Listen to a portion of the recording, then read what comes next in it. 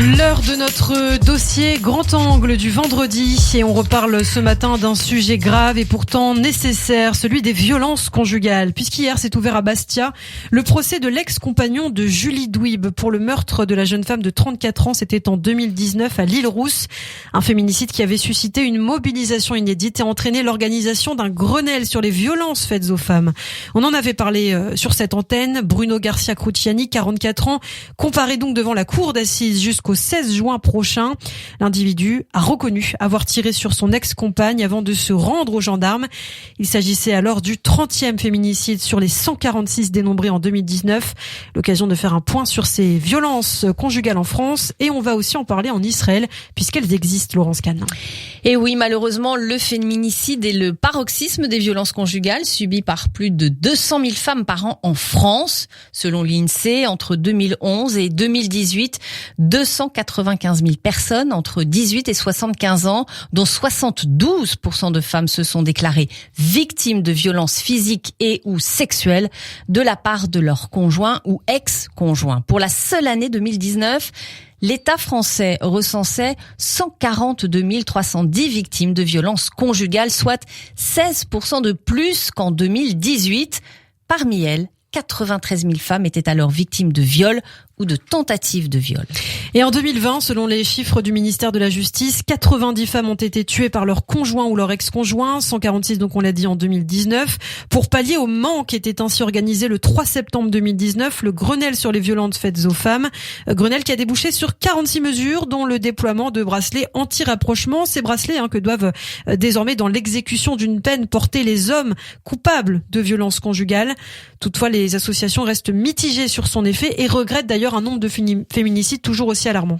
Oui, ainsi 2 missions d'inspection ont été lancées en mai 2021 par le gouvernement afin de faire la lumière sur les failles dans le suivi de conjoints violents. D'ailleurs, on va en parler.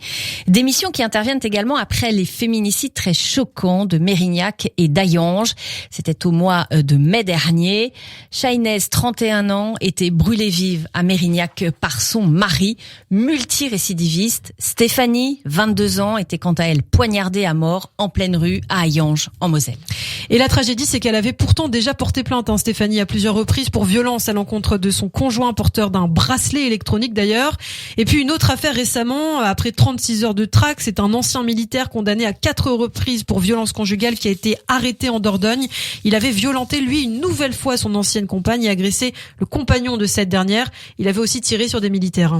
C'est ainsi qu'a réagi le Haut Conseil à l'égalité. Selon l'instance consultative chargée de conseiller le gouvernement, les agresseurs conjugaux bénéficient d'un véritable système d'impunité et les hébergements d'urgence ne sont pas assez nombreux pour mettre à l'abri leurs victimes. Au total, 25 000 femmes victimes sont parvenues à se déclarer auprès des forces de sécurité intérieure en 2019, mais seulement 52 000 agresseurs conjugaux ont fait l'objet cette même année d'une réponse pénale et parmi eux, 33 000 de poursuites judiciaires. Alors, on a donné les chiffres de 2019, 2020. En 2021, ce sont 51 féminicides déjà qui ont été recensés par les associations féministes, comme le collectif Nous Toutes. Après une baisse de 38% donc l'année dernière, ce chiffre repart à la hausse. Face à ce tableau, le directeur central de la sécurité publique a adressé lundi 7 juin dernier des instructions au commissariat pour améliorer la prise en charge des victimes de violences. Et on le disait, 2 missions d'inspection ont bien été commandées par le gouvernement qui a annoncé ce mercredi d'ailleurs, ce mercredi 8 juin, de nouvelles mesures pour renforcer la protection des victimes et le suivi des auteurs de violences conjugales. Et quelques 3000 téléphones grave danger seront mis à disposition des juridictions d'ici début 2022. Il s'agit en fait d'un téléphone où très rapidement, à l'aide d'un bouton sur le côté, il est possible de prévenir la police qu'à quelque chose se passe. Le téléphone permet d'être géolocalisé sans appeler le 17, patienter ou parler pour voir arriver les secours. Par ailleurs, un fichier des auteurs de violences conjugales sera mis en place. Et une instance de suivi judiciaire des situations individuelles sera également créée dans les tribunaux et réunira magistrats, forces de sécurité intérieure, services pénitentiaires d'insertion et de probation et associations dédiées. Le gouvernement annonce en outre, Laurence, le renforcement du contrôle et de la détention d'armes et un comité de suivi des mesures. Absolument, il sera aussi bientôt possible de déposer plainte dans les hôpitaux.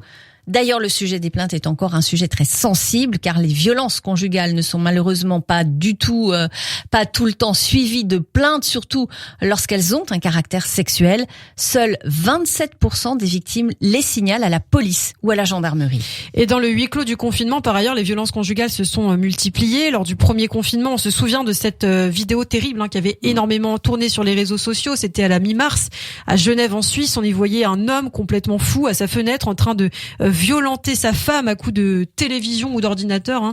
Une scène absolument dramatique. La victime avait d'ailleurs été en urgence à l'hôpital dans un état critique. Et toujours pendant le confinement, le nombre d'appels sur la plateforme dédiée du gouvernement a également bondi. 3 fois plus d'appels au 3019, Violence Femmes Info. C'est le numéro national de référence pour les femmes victimes de violences, qu'elles soient conjugales, sexuelles, psychologiques, ou qu'il s'agisse de mariage forcé, de mutilation sexuelle ou de harcèlement. C'est gratuit, c'est anonyme. Un numéro qui propose une écoute, informe, oriente vers des dispositifs d'accompagnement et de prise en charge. Et toujours sur ce point, je ne sais pas si on peut parler de bonnes nouvelles. En tout cas, les langues se délient. Enfin, les femmes osent parler puisque la ministre Elisabeth Moreno a également rappelé, comme l'avait déjà annoncé Marlène Schiappa, que le nombre de chats sur la plateforme en ligne du gouvernement arrêtonslesviolences.gouv.fr avait augmenté de 15% depuis le début du deuxième confinement. Les violences faites aux femmes, ce n'est pas un problème de femmes, c'est aussi un problème d'hommes et c'est un problème de société. C'est ce qu'avait aussi tenu à préciser la ministre déléguée à l'égalité entre les hommes et les femmes. Et d'ailleurs, pour l'anecdote, la ministre avait rapporté, pour vous dire à quel point la situation est grave, que des représentants du club de l'OM, quand l'équipe marseillaise perdait un match, les violences conjugales augmentaient à Marseille.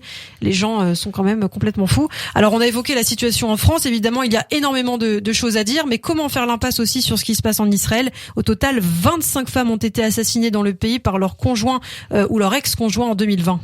Et oui, comme d'autres pays, Israël a connu une augmentation de la violence conjugale pendant la pandémie de Covid-19. Les femmes ayant été forcées de rester enfermées à leur domicile pour cause de confinement avec des partenaires violents. Les appels sur le numéro d'urgence ont augmenté de plus de 300% pendant cette période. Et les appels sur la ligne d'urgence gouvernementale en matinée de violence domestique ont plus que doublé.